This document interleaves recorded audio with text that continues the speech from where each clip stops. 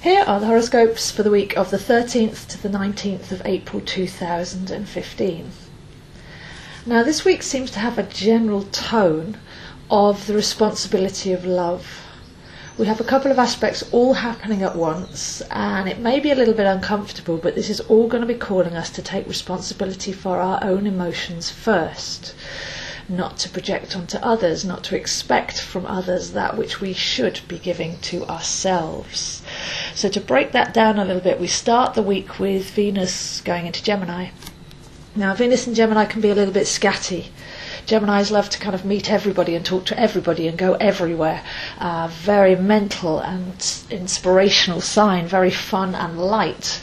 But obviously Venus being our heart and what we value, a little bit of a danger there of being scattered or scatty in the process, but very much talking about love. Because Venus is our self-love and our value, our self-esteem, as well as who we love and our love of beauty and art. And Gemini, it may not seem like it at first, but in the tarot, Gemini is the Lover's card, where we connect with another and find that fusion of energy.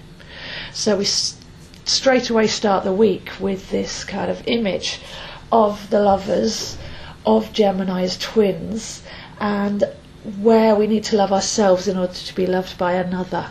It's not possible to demand love from somebody else if you're not giving it to yourself. It's the equivalent of inviting guests around and then asking them to do your housework. So we've got the responsibility of love and exploration of love. The codependency issues could be coming up, oppositions could be coming up, but the Lover's card tells us that here we need to find the fusion. We need to know ourselves and respect the other without a big heavy contract in the background, so that energy can flow fluently between the two. And of course the lovers first would be our relationship with ourselves, our outer and inner, our lower and higher, if you like. I prefer deeper self and our spiritual self. So the first relationship that we have is to connect our more mundane with our more spiritual self before we can even know ourselves, to then go forward and have cohesive relationships with others. So this theme is set very strongly from the start of the week. But all week we have Venus opposite Saturn as well, so this is where the responsibility comes in, because otherwise that would just be quite a light and flirty aspect. But all week with Venus opposite Saturn, it's saying, but where's your responsibility? You have to take responsibility for your feelings. We can't have these passive-aggressive modalities running. We can't have projections onto other people of our own shadow side. So the responsibility running deep there again all the way through the week. We have Mercury moving into Taurus. Now this can be very bluntly spoken from the heart, so maybe some things will actually come out if we start to have those conversations with ourselves or others. There's no tiptoeing around with this one. Mercury in Taurus tends to just speak its mind or speak its heart. So it's time to get to the heart of the matter, and Mercury being our thought processes as well as our communication, we can think into now what really is of value to us and find our own value as well. We have by Friday Pluto going retrograde, and Pluto is our deep inner alchemical healing. So we've got some very heavy but beautifully heavy energy coming in at the end of the week.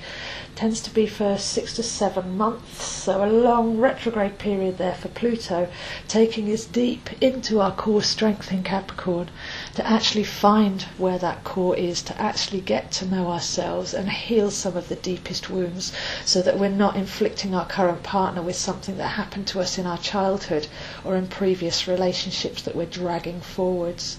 So the real transformation can go on there with that Pluto retrograde for the whole summer, going into the core strength of Capricorn, getting to the root of things, so that when we actually deal with that ourselves, we're not expecting somebody else to do our work.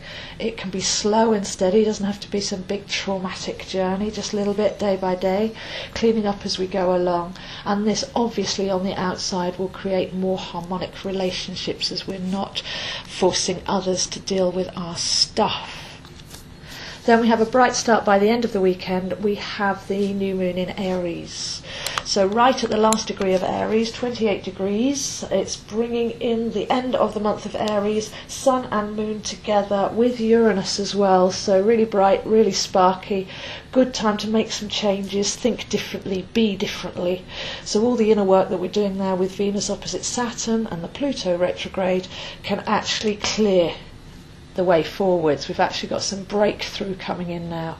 We're working with that Pluto-Uranus square, but we're coming out on the side of Uranus to say, I've cleared the space, I've been responsible, I've tidied up for myself, and now I've got lots of lovely, bouncy, expansive, bright energy to step into, like the Fool card, who rules Aries in the tarot. Bright, expansive, energetic, optimistic, ready to step forwards, and with all of my senses realigned, because we've done some redirection and refocusing work over the winter. Jupiter's now direct. We've got every opportunity to step forwards at the Aries new moon at the weekend and just enjoy that feeling of expansiveness and hope and childishness in a way, but strong and ready to start a new cycle. So a very mixed week, but very much that message of responsibility. It could just be a final bit of clearing up if you've been doing all the work over the winter, or there may be some big issues to still go and look at. But take your time. Pluto retrograde, deep healing and alchemy going on the inside. And that Saturn-Venus saying, if you're responsible for your relationship, then your relationships themselves will improve vastly, so you won't be creating more problems in the future. So you may as well do the work now, and therefore things get lighter and brighter. So those are the horoscopes for this week, and I'll see you next week. So on that note, my workshop on the 17th is rebalancing relationships, having a look at our masculine and feminine balance in our own personal chart, but then also connecting with our own divine masculine and feminine as well. So a really good look at what relationships actually are, what our own relationship fabric is, because we're all different, we're not one size fits all, and how we can actually work with those elements in our own personal chart. So please do contact me if you're interested in that. That will be in Camden, London on Friday the 17th, and there's a link below. If you can't make it to London, I do have this available as a reading, so I'm available on Skype globally. So if you'd like to look into that on a personal level, then that's bookable as a reading too.